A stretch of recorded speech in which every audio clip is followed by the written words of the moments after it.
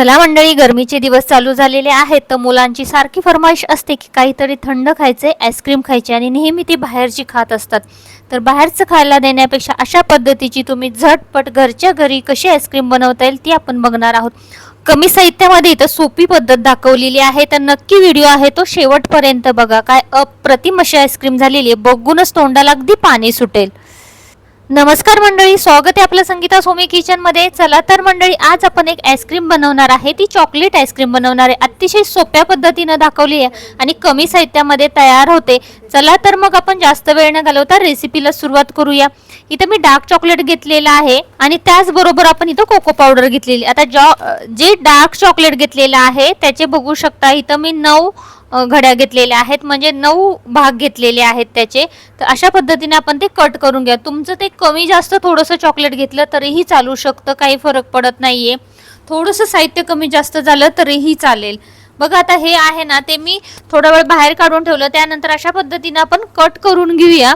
तुम्ही मोठ्या मोठ्या तुकड्यांमध्ये केलं तरी चालतं, पण बारीक केलं की पटकन पागळलं जातं, त्यासाठी मी एकदम बारीक करून घेतलेलं आहे.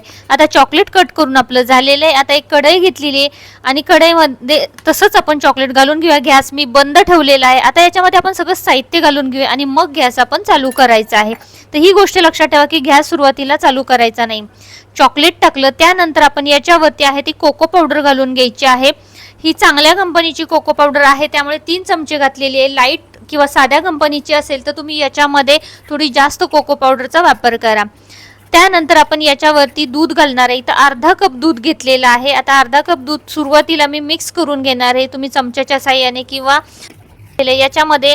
आता आपण थोडंसं आणखी तुम्ही दूध घातलं तरीही चालू शकते. आता मी पुन्हा अर्धा कप घेतलेले, म्हणजे पाऊण कप इथं मी संपूर्ण दूध याच्यामध्ये घातलेलं आहे. तर थोडं थोडं दूध घालत नंतर आपण मिक्स करत न्यायचे. सुरुवातीला एकदम दूध घातलं तर त्याच्यामध्ये गुठळ्या तयार होतात. बघा अशा पद्धतीने चांगलं मिक्स करून घेते. आता इथं आपलं बॅटर तयार झालेले. आता याच्यामध्ये आपण थोडीशी साखर घालून घ्यायची. थोडं आणखीन दूध घालते मी, म्हणजे याच्यामध्ये ना अर्धा कप घेतलं, त्यानंतर त्यातील पावभाग घेतलेला आहे, म्हणजे पाऊण कप इथं दूध लागलेलं आहे. आणि थोडंसं कमी जास्त झालं तरी चालू शकतं. दूध थोडं जास्त झालं तर जास्त वेळ शिजवावं लागतं, एवढीच गोष्ट होते, बाकी काही नाहीये. आता इथं बघू शकता अशा पद्धतीचं बॅटर आपलं तयार झालेलं आहे. आता हे बॅटर आहे ते याच्यामध्ये आता मी गॅस चालू करून घेतलेला आहे आणि स्लोवरती ठेवलेला आहे. आता आपण हे असंच आटवून घेऊया. सतत हलवत घ्यायचे, म्हणजे त्याच्यामध्ये गुठळ्या होणार नाहीत किंवा खाली लागणार नाही. तर बघा थोडासा गॅस चालू ठेवलाय तरी सुद्धा लगेच हे सुक्क व्हायला सुरुवात झालेली, आटायला सुरुवात होती किंवा घट्ट व्हायला सुरुवात होते. आता याच्यामध्ये मी 3 चमचे फक्त साखर घालून घेणार आहे. थोडीशी गोडी पाहिजे. तुम्हाला अजिबात गोड नको असेल तर नाही साखर घातली तरीही चालू शकतं, पण इथं मी थोडंसं मुलांना गोड पाहिजे म्हणून 3 चमचे फक्त याच्यामध्ये साखर घालून घेतलेली आहे. आता बघा अशा पद्धतीचं बॅटर करून घ्यायचं आहे. अजून एक अर्धा मिनिट मी हे शिजवून घेणार आहे आणि त्यानंतर गॅस बंद करून घेते. अशा पद्धतीनं आपण आता गॅस बंद करून घेतलेला आहे. आता इथं व्हिपिंग क्रीम घेतलेली आहे मी, तुम्ही कोणत्याही कंपनीची घेऊ शकता. फक्त व्हिपिंग क्रीम घ्यायची आहे, म्हणजे त्याची जी आपण व्हिप करतो त्यावेळेस व्यवस्थित व्हिप होते. साधी क्रीम घ्यायची नाहीये. आता चला, आता आपण ही व्हिपिंग क्रीम आहे ना ती एका भांड्यामध्ये काढून घेऊ. आता मी सुरुवातीला इथे अर्धा कपाने, म्हणजे 1 कप भरून घेणार आहे. हा अर्धा कपाचं माप आहे, तर मी 2 कप घेते, म्हणजे फुल म्हणाल तर 1 कप होतं, एवढं माप होतं. आता हा अर्धा कपाचा कप आहे, त्यामुळे 2 कप घेतलेले आहे. बघा आता ही फ्रीजरमध्ये ठेवलेली होती, त्यामुळे थोडीशी घट्ट आहे. जसं वेळ जाईल किंवा 2-3 मिनिटं होतील तशी ती पागळायला सुरुवात होते. आणि जास्त पागळली तर मग ती व्यवस्थित व्हिप होत नाही, त्यामुळे मी आता लगेच ही व्हिप करायला घेणार आहे. याच्यामध्ये मी व्हिप करताना जे भांडं घेतलं होतं ते पण फ्रीजमध्ये ठेवलं होतं आणि या मशीनचे जे पुढचे रॉड आहेत ते सुद्धा फ्रीजमध्ये ठेवले होते. थंड असलं ना की पटकन व्हिप होते. चला तर आता मशीन चालू करून घ्यायची अशा पद्धतीने आणि त्यानंतर आपण व्हिप करून घ्यायची.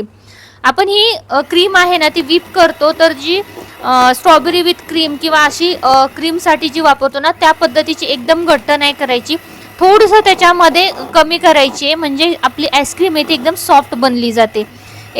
जशी आपण स्ट्रॉबेरी विथ क्रीमला करतो किंवा तुम्ही तशी ही क्रीम खाता, चॉकलेट विथ क्रीम खाता, तर त्याच्यासारखी करायची नाहीये. थोडीशी सॉफ्ट ठेवायची आहे. एक 3-4 मिनिटं व्हिप करून घेतली ना की बरोबर परफेक्ट व्हिप होते. तर बघू शकता 3 ते 4 मिनिटं मी ही व्हिप करून घेतलेली आहे आणि त्यानंतर आपण अर्धा मिनिट ते मिक्स करताना व्हिप करणार आहे. अशा पद्धतीची व्हिप करून घ्यायची. तर बघू शकता मस्तपैकी आता आपली जी क्रीम घेतली होती ती व्हिप झालेली आहे. आता आपण ही अशीच बाजूला ठेवूया आणि जे आपण बॅटर तयार करून घेतलं होतं चॉकलेटचं ते थंड करून घेतलेलं आहे आणि ते आता याच्यामध्ये घालून घेऊया. बघा अशा पद्धतीनं बॅटर आपलं तयार होतं. आता हे सगळं काढून मी याच्यामध्ये घालून मिक्स करून घेते. बघा एकदम झटपट अशी आईस्क्रीम घरच्या घरी तयार होते, बाहेरून आणायची काही गरज लागत नाही. तुम्ही जशी बाहेरनं अमूलची किंवा इतर कंपन्यांची आईस्क्रीम खाताना त्याच्यापेक्षा पण अप्रतिम अशी घरच्या घरी बनली जाते.